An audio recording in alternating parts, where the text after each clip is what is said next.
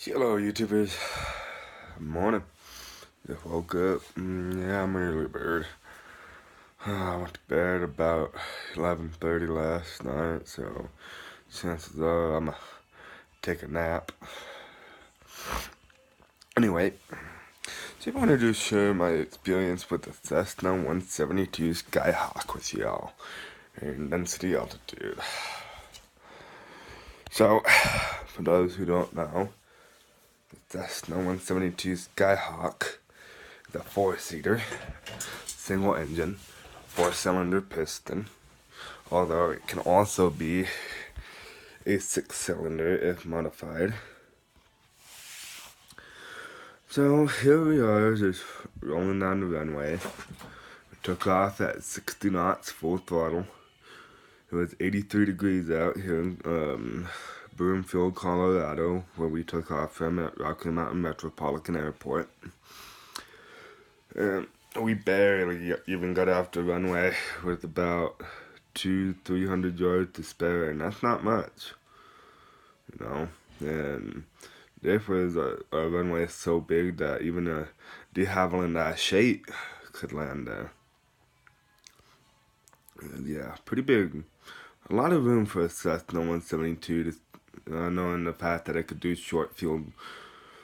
It could do what's it called? Short takeoff and landing. There we go.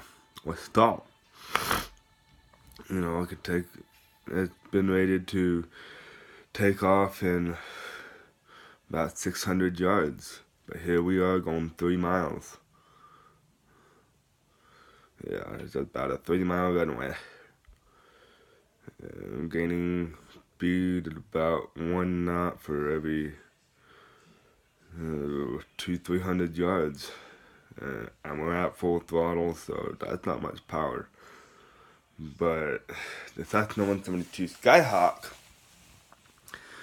is rated for 130 knots at 15,000 feet, for those who are wondering.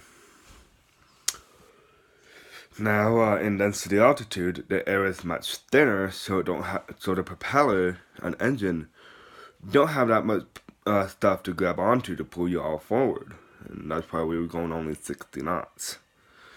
We were also cruising at full throttle all the way for 45 minutes, just cruising around town for 60 knots at full throttle, 8,600 feet. And I did mention earlier, the Cessna 172 Skyhawk is rated for 15,000 feet. For those who are also wondering, why can't it get at full throttle? Why did it only get at full throttle for 8,600 feet? Well, all the ratings are at sea level, which is pressure altitude, where the air is very thick. There's a lot of power for the engine to grasp onto. Like some good examples of pressure altitude are Washington, Portland, Oregon, Florida, California,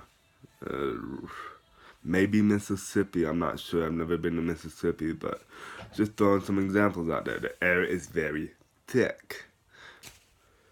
Over here in Aurora, our altitude is about 5,800 feet. So if you were to subtract that from 15,000 feet, you got a maximum altitude that you're likely going to reach. I learned that one from the pilot who told me that. And if you're wondering how to read an altimeter, the instrument within the aircraft that tells you how high you are, you do it just like you would a clock. The little hand is the thousands of feet that you are. The big hand is the hundreds of feet. And that little spinning dial is the tens and ones. Easy as that.